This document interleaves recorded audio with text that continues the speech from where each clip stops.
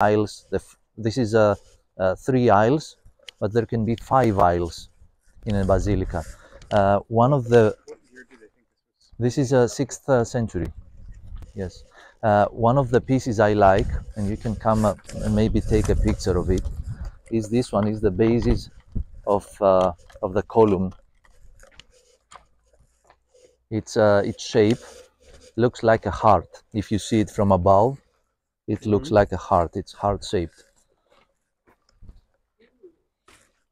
And it is the same with this one. This one has been restored, so it's the same thing. Or over there you can also see some reliefs. Those are crosses, which means that this place was used by Christians.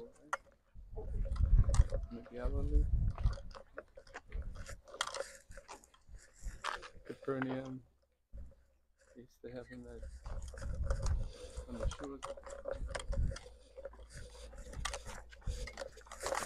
To the left of Panos is the ambo we've seen. Yes, we've seen in the Basilica of St. John at Ephesus, the ambo. We also saw at Laodicea, the church has been reconstructed. The pulpit. The pulpit, yes, the ambo. It's called yes, ambo. Yes, the ambo. Right. This is it. This is the pulpit. It's centrally located, as I mentioned before. They had no acoustics back in those days, electronic acoustics. As a consequence, they would preach in a pulpit or an ambo, which is located in the center of the church. This would be the nave where we're standing right now. Exactly. And then the nave would be flanked by 2 aisles, usually separated by columns. Yes. Columns, and also those ones called thorakia. Those ones, panels. Those panels, yes, are called thorakia. Thorakia means chest. So what we believe is that they called them thorakia because back then they reached their chests. So people were shorter and smaller.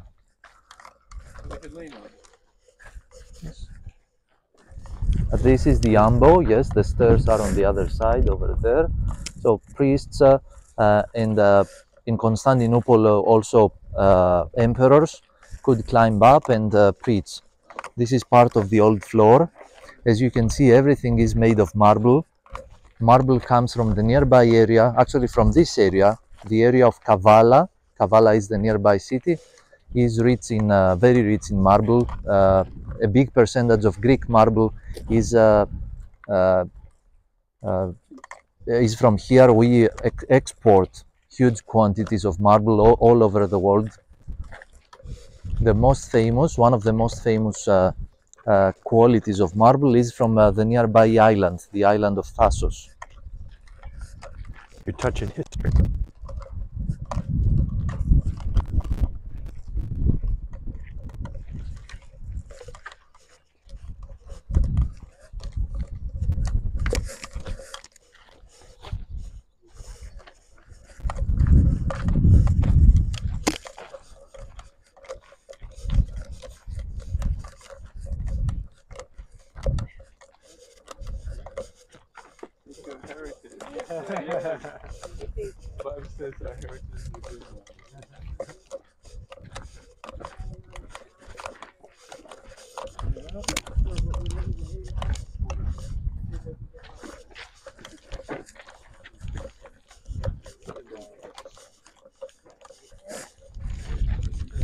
Now going further, we'll see a sign. The sign says Hieron. Hieron reminds us the word hero. So it was a place of heroes. Who was that? Who was that heroes? Heroes were mostly considered the members of the royal family. And when I say royal family, I mean the family of Philip II. So we believe that in this place there was a water tank. The water tank was in the middle over there. And it was something like a temple dedicated to the members of the Macedonian family, the royal Macedonian family. So it was a place with statues of Philip II, Alexander the Great, Olympiad, who was his mother, his grandmother, Eurydice. So all members were here, and local people could come to worship them.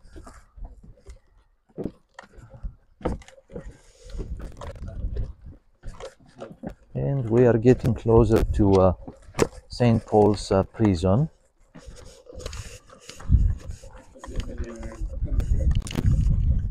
It is down here.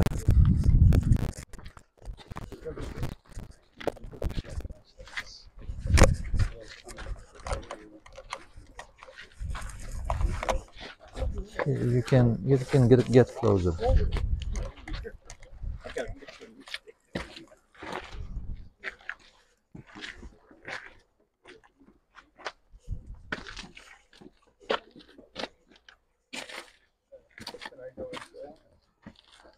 No, we cannot go inside, but you can see if you take a look inside. They've relocked the door. You will see that there is still some mortar on the wall. There is still some mortar standing on the wall.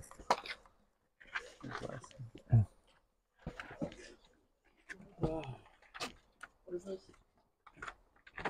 Paul's prison cell. Oh, nice. Oh, nice. What Panos wants to say, but is reluctant to say, is that it's questionable as to whether or not this was Paul's prison.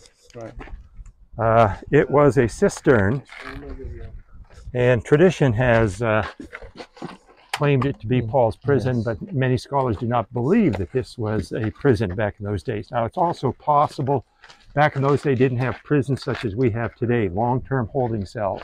They had jails, basically places where people would be held captive for a shorter period of time, and justice was administered much quicker than in the United States and many countries across the world, where it can drag out for years, literally. Justice was quickly administered.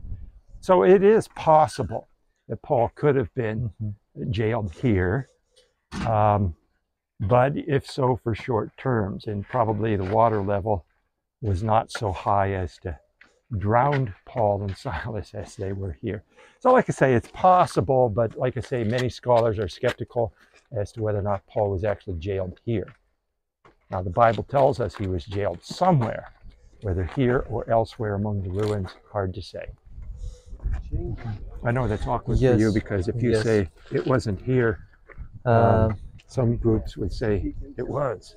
Yes. I usually say that this is what